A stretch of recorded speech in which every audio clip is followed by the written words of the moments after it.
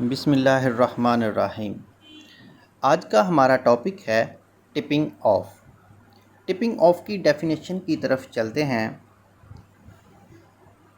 Work forces اور employees are strictly prohibited to disclose to customer or any other neighborhood that a suspicious transaction, currency transaction, or related information is being or has been reported to any authority, except if required by law. Otherwise, this could be treated as tipping off offense.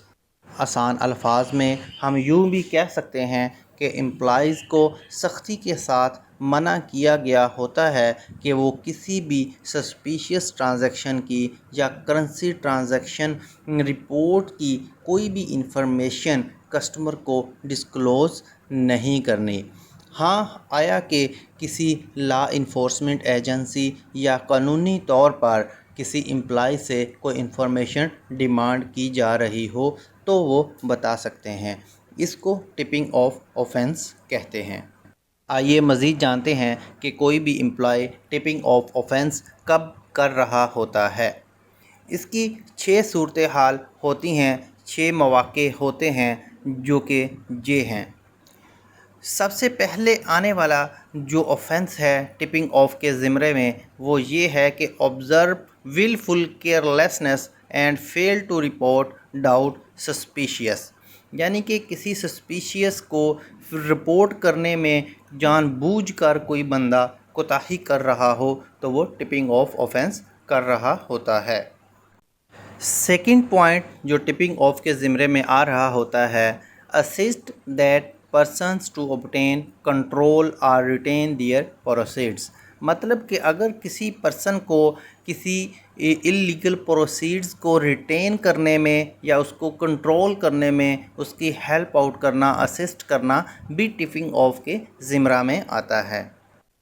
تیسرا جو point tipping of کے زمرہ میں آتا ہے give any help in investing or transferring those proceeds، مطلب illegal proceeds کو کسی جگہ پہ انویسٹ کرنے میں یا ان فنڈز کو کسی دوسری جگہ میں ٹرانسفر کرنے میں کسی پرسن کی ہیلپ آؤٹ کرنا بھی ٹپنگ آف کے زمرہ میں آتا ہے۔ چوتھے نمبر پہ آنے والا point advise them that you or an other colleague at the bank are suspicious of their activities، مطلب کسٹمر کو یا کسی پرسن کو آگاہ کر دینا کہ آپ کو سسپیشیس ایکٹیویٹیز کے طور پر لیا جا رہا ہے، تو یہ بھی ایک انفارمیشن ڈسکلوز کرنے کے زمرہ میں آتا ہے، تو اس میں بھی امپلائی ٹپنگ آف آفینس کر رہا ہوتا ہے۔ پانچویں number per inform customer if so that transaction has been reported as suspicious to relevant department، مطلب کہ کسٹمر کو انفارم کر دینا کہ آپ کی جو ٹرانزیکشنز ہیں وہ متعلقہ ڈپارٹمنٹ کو رپورٹ کر دی گئی ہیں ایز اے سسپیشیس۔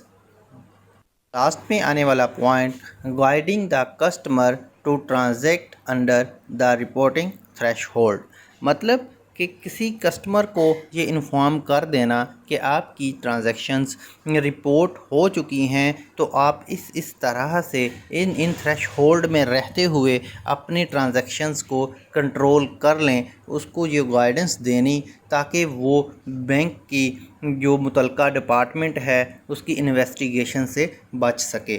تو یہ تھیں چند ایسے جو پوائنٹس جن کی وجہ سے کوئی بھی امپلائی ٹپنگ آف آفینس کر رہا ہوتا ہے۔